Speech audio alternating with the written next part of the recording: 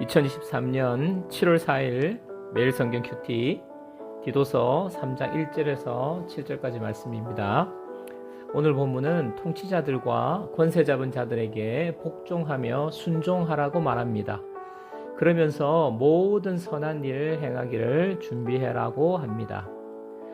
당시에 예수님을 믿는다는 것은 그 당시 하나님이자 구주로 숭배하던 통치자인 로마의 황제를 거부하는 것입니다.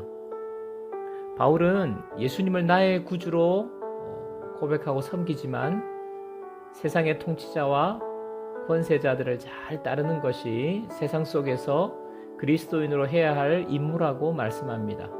물론 하나님의 선한 뜻 안에서 따라야 하는 것입니다. 또한 세상 사람들을 향해서도 믿지 않는다고 해서 함부로 대해서는 안 된다고 말합니다. 비방하거나 다투지 않아야 합니다. 관용하고 범사의 온유함으로 사람들을 대하라고 말합니다. 믿는 사람들이 세상 사람들에게 잘 대해야 하는 이유는 우리가 도덕적으로 훌륭한 위인이어서가 아닙니다. 우리 역시 예수님을 믿기 이전에는 똑같은 죄인이었기 때문입니다. 우리의 의로운 행위로 구원받은 것이 아니라 하나님이 긍휼히 여겨주시고 구원의 은혜를 베풀어 주셨기 때문입니다. 우리가 먼저 하나님의 자비와 사랑을 받았기 때문에 아직 예수 믿지 않는 사람들을 잘 대하라는 것입니다. 특별히 오늘 말씀 6절에 7절 말씀을 보십시오. 우리 구주 예수 그리스도로 말미암아 우리에게 그 성령을 풍성히 부어주사 우리로 그의 은혜를 힘입어 의롭다 하심을 얻어 영생의 소망을 따라 상속자가 되게 하려 하심이라. 이 말씀을 묵상하면서 다시 한번 내가 받은 구원의 은혜를 생각해 봅니다.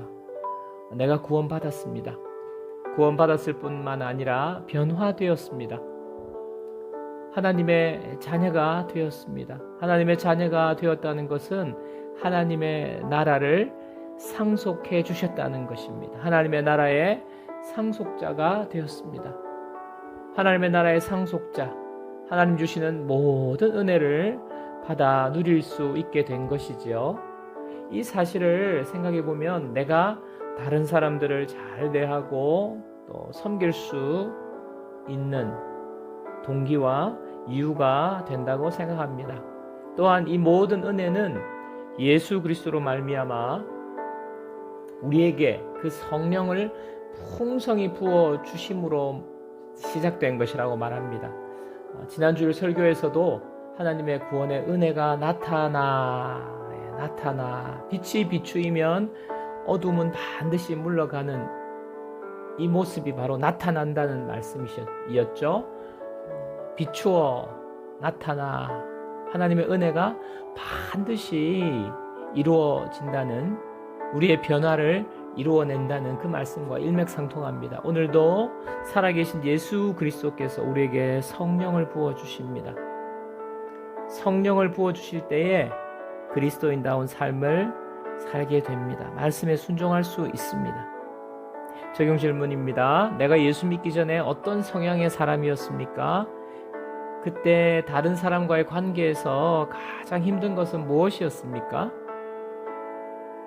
예수님께서 나를 믿게 하신 뒤에 나를 변화시켜 주신 부분은 어떤 부분입니까?